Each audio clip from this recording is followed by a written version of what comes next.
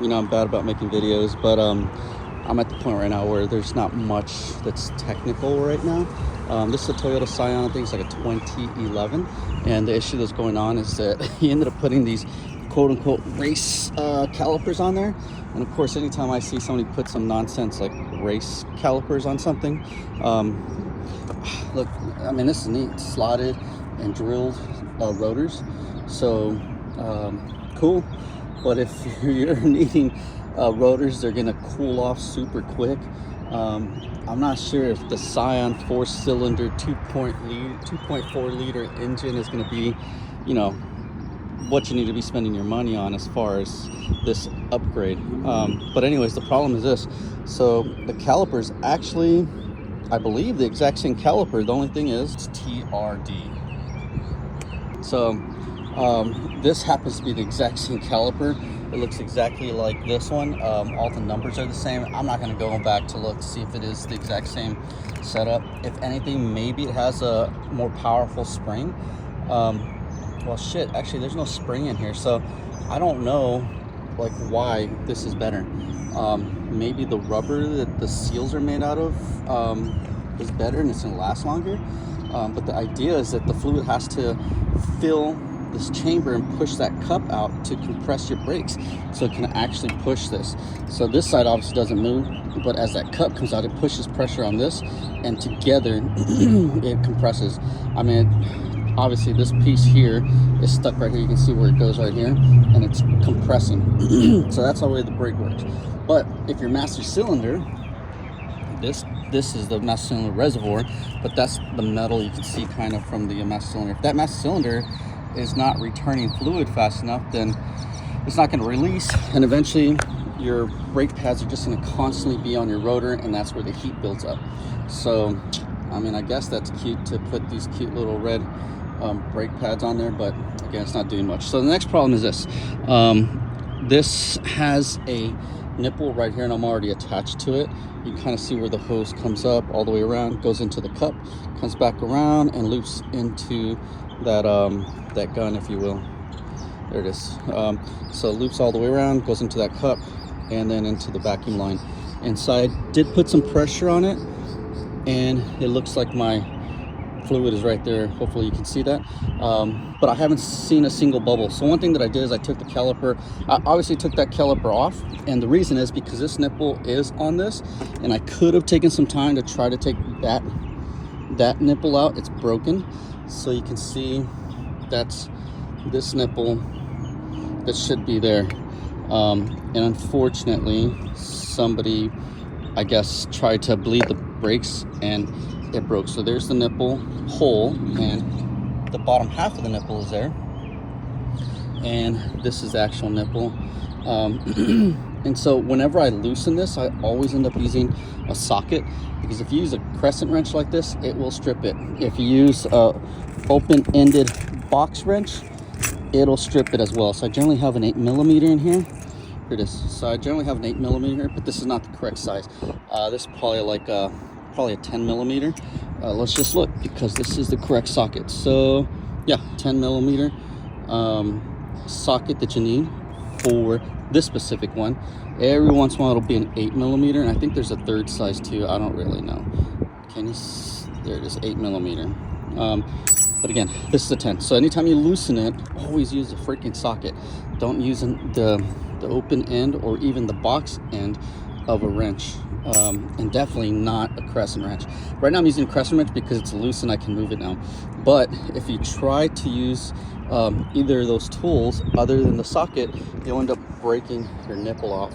And so once you break it off, it's a pain in the butt to take. You can see how tiny that hole is. So one thing that I would do is heat the crap out of this and put some transmission fluid in there to cool it. Heat it again, put some transmission fluid in there. Heat it again, cool it, let some transmission in there. So the transmission fluid, I don't know what it does, but I was working with this gentleman.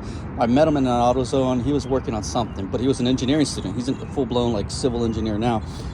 This is like 12 years ago, but he told me that in one of his engineering courses, a chemistry class, I guess, they mixed 50% transmission fluid with 50% lacquer thinner. So technically 100% transmission fluid with 100% lacquer thinner, 1-to-1. So for every cup of transmission fluid, they put a cup of lacquer thinner. And the lacquer thinner, I guess, dissolves all the oils, but it doesn't affect the transmission fluid. And once you get that, that's better than WD-40. WD-40, my dad's never liked WD-40. It's water dispersing fluid trial number 40, right? But that stuff, it's cute just to lubricate a little bit, but in the end it'll cause more rusting because it doesn't, I guess it doesn't actually stay on the product, so you're gonna end up having exposure to water and eventually it'll rust.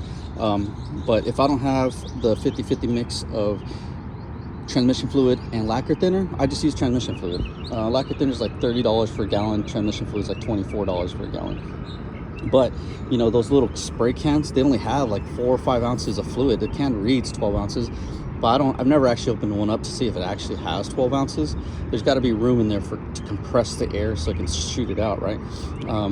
So if it has 10 or 12 ounces, great, I don't know. But in the end, it's cheaper just to mix your own. You can buy little spray bottles off of Amazon for like $60, and you can pressurize them, and they work amazingly. And you fill it up once, I mean, it's gonna last you a year or two. And so for 60, let's just say $100, you're gonna have enough fluid to clean everything. And so I actually have a canister full of gasoline, one that's a 50-50 transmission fluid, hydraulic fluid, and then I have one that's just full of like motor oil to lubricate stuff whenever I just need to, you know, put a dab of oil somewhere, and I can screw stuff in super easy. The problem, of course, with that is you're going to change your torque specs. Once it has oil and takes away the friction, it's way easier to time the crap out of something, and so that's not good either, because later on when you try to take it off, it might be like welded onto the other bolt. So anyway, I'm saying a lot of stuff. Hopefully you understand what I'm trying to tell you. This thing is broken.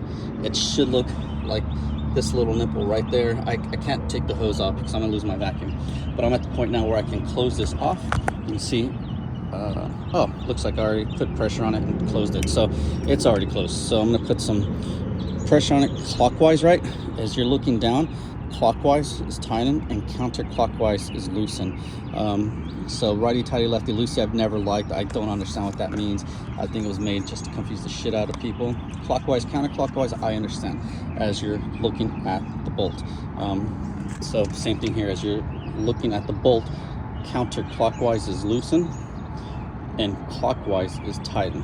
You know, looking at this bolt, even at this bolt, you know, blah blah. You guys know righty tighty, lefty loosey. The other thing you have to be careful is that this hole right here, which is the hole for your actual brake line, has to have what they call crush washers. So there's a washer between this bolt and this little hose here, and then there's a washer between the housing of the caliper and the hose. So there's 2 washers on each side, one on each side, and they're called crush washers, generally made out of copper. This one seems to be some type of tin or something. And in general, you want to replace them. I have zero issues using them again. I've never had a leak come out, but in general, you want to replace them, quote unquote, to be safe. But again, I've had 0 leaks in the 200 that I've done. So if you, instead of putting it on like this, I'll actually flip it so that the top crush washers on the inside and the inside one's on the outside, and generally that's great. And then also once I tighten it pretty tight, I don't know what the PSI on this is or foot-pounds of it is, but I'll tighten it pretty good down to like what I feel to be about 20 foot-pounds, and then I'll actually hit it in and give it another tighten and hit it one more time, tighten it one more time, and generally that'll get you a great crushing of the washer. And so now I believe that I have all the air out, and again, you can see there wasn't a single bubble. Also, what I ended up doing is I held this caliper well above the hose, way above the hose. You can see the hose actually turns right here, so any air bubbles that would have been here would have been trapped right here in this corner. So I lifted the whole thing up in an attempt to get the bubbles out, and I actually hit the hose. I hit the actual brake line, which is this one, with something pretty heavy to give it a good shock to move all those air bubbles out. And then I took this out and angled this so that pit is all the way up. So as air travels, it has to climb up as far as it can. And it seemed to have worked. I tapped on this and I tapped on, you can see where I beat on it a little bit to really get all the air bubbles out. And even a small air bubble compresses so much that when you're inside the car trying to press the brake, that amount of compression could be quite make quite a difference in the stopping time of your entire vehicle, because if you didn't know, hydraulic pressure is 100% the exact same amount of pressure throughout the entire closed system. So if this tire pressure is 1,000 psi, that other tire pressure is going to be 1,000 psi and throughout. But also, if you're trying to compress the air, and now your pressure's not 1,000, now your pressure's only 400, but it has to reach 1,000. I forget what the pressure on these hydraulic lines is. You know, a tire is only like 36 psi. Your radiator fluid is only like at 15 psi, but the pressure inside these hydraulic lines is like 400 psi or something. And so you can actually, sometimes the line itself will tell you what the max pressure is. I don't see it if it's there, but anyway, it's about 400 psi. And once you compress that air, you're going to lose a lot of pressure. So it might drop down to 300, meaning that these brake calipers or brake pads are not pushing on the rotor enough to actually stop the vehicle. And that would be true throughout the entire vehicle. And that's when you get scared and you're like, really push it on that brake pedal. But anyways, I'm confident there's no more air. And so whoever installed all this supposedly bled the lines and did it 2 or 3 times, and they did it so many times that it did not work that they ended up changing out the master cylinder. And then the gentleman actually told me, no, I'm going to go in and change out the brake booster. I said, well, why would you change out the brake booster? The brake booster has nothing to do. A lot of times that valve right there, I know you can't really see it, my camera sucks, but that valve right there, that white one, is the one that generally fails. It's got a little check valve. It's $6. So if you're having problems with your brake booster, it may not hurt just to go ahead and change out that valve right there. And so this is just a vacuum line, and that vacuum line apparently travels through that clamp right there and that hose all the way down this metal hose all the way back here and wherever the heck this thing goes. So I can't see where it goes, but anyways, you get the idea. Oh, it goes back into the engine there.